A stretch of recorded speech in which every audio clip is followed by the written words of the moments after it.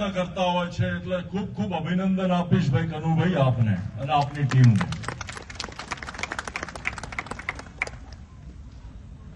રાજકીય પક્ષો પોતાના ચૂંટણી ઢંઢેરા બહાર પાડે સમય આવે ચૂંટણીની, એટલે કોંગ્રેસના લોકો કોંગ્રેસનું સંમેલન કરે, ભારતીય જનતા પાર્ટીના લોકો ભારતીય જનતા પાર્ટીનું સંમેલન કરે. ઘણી વખત ગાંધીનગરમાં આપણે નીકળતા આવીએ ને બોર્ડ જોવા મળે, તરસ્યાને પાણી મળશે, ભૂખ્યાને ભોજન મળશે, કંદોઈની દુકાન હોય તો લાંબુ લિસ્ટ લખ્યું હોય, ફાફડા મળશે, જલેબી મળશે, ગોટા મળશે, ખમણ મળશે, બરફી મળશે, મીઠાઈ મળશે, પેડા મળશે, લાંબુ લિસ્ટ. પણ નીચે નાના અક્ષરે લખેલું હોય જે માલ સ્ટોક હાજર સ્ટોકમાં હશે તે મળશે. આપણે બધાએ જાગૃત થઈને આ નાના અક્ષરે જે લખેલું હોય એ વાંચતા શીખવું પડે. ત્યારે આપણે જાગૃત થયા કહેવાય, ત્યારે આપણે સમજદાર થયા કહેવાય.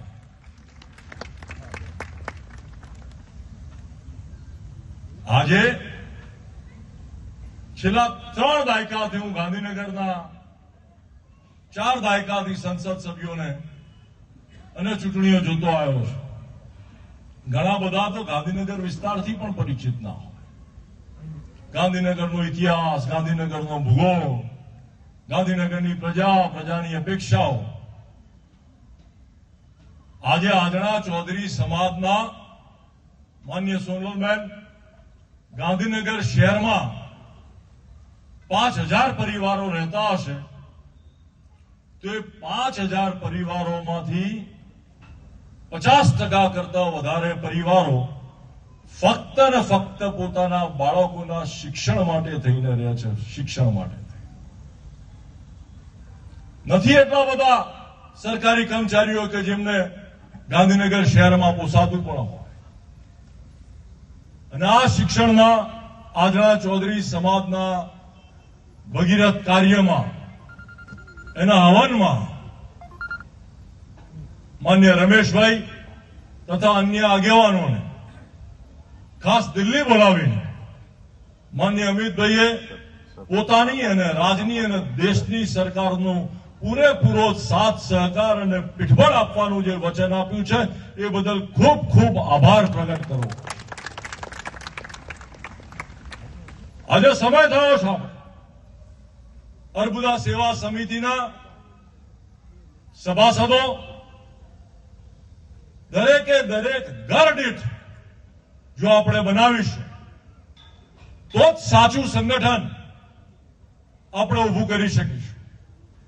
રાજની અને દેશની સરકારોની ગમે તેટલી ઈચ્છા હોય આપણને સહકાર આપવાની, સમાજના છેવાડાના વ્યક્તિ સુધી એ સહકાર સંગઠનના માધ્યમથી જ આપણે પહોંચાડી શકાય. આ વાતની આપણે સારી રીતે સમજણ કેળવવી પડશે અને એ માટે થઈને આપણે કાર્યકરો તરીકે ખૂબ સારી રીતે મહેનત કરી, પરિશ્રમ કરી ઘેર ઘેર જવું પડશે અને ઘેર ઘેર આપણા સભાસદો નોંધવા પડશે. શું આ કામ કરીશું? આપણે આપણા સમાજનું સારું સંગઠન કરી શકીશું તો જ સારો લાભ આપણે છેવાડાના વ્યક્તિ સુધી પહોંચાડી શકીશું. આ વાતની આપણે સારી રીતે સમજણ રાખીએ.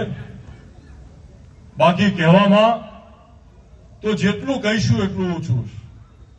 દેશના પ્રથમ ગૃહમંત્રી માન્ય સરદાર વલ્લભભાઈ પટેલે દેશની એકતા અને અખંડિતતા માટે કામ કર્યું હશે તો આજે આપણને દેખાય છે કે કામમાં યશ કલગી 370ની કલમ કાશ્મીરમાં લાગુ કરવાની હોય કે આજે Pakistan occupied Kashmir POK Pakistan occupied Kashmir આ દેશનો નાગરિક આટલા વર્ષે પહેલી વખત બોલતા શીખ્યો કે આ અમારું છે, અમારું છે, અમારું છે.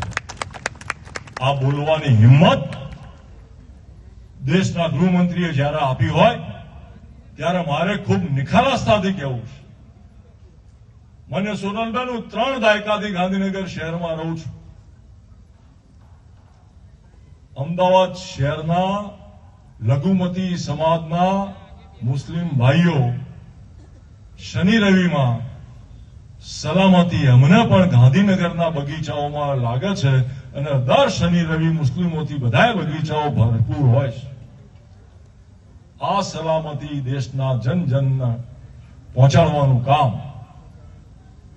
આપણા દેશના લોખંડી પુરુષ માનનીય અમિતભાઈ શાહે જ્યારે કર્યું હોય ત્યારે અમને અને આપણા વડાપ્રધાન માનનીય નરેન્દ્રભાઈને જેટલો સાથ અને સહકાર અને પીઠબળ આપણે પૂરું પાડી શકીએ એટલું ઓછું છે.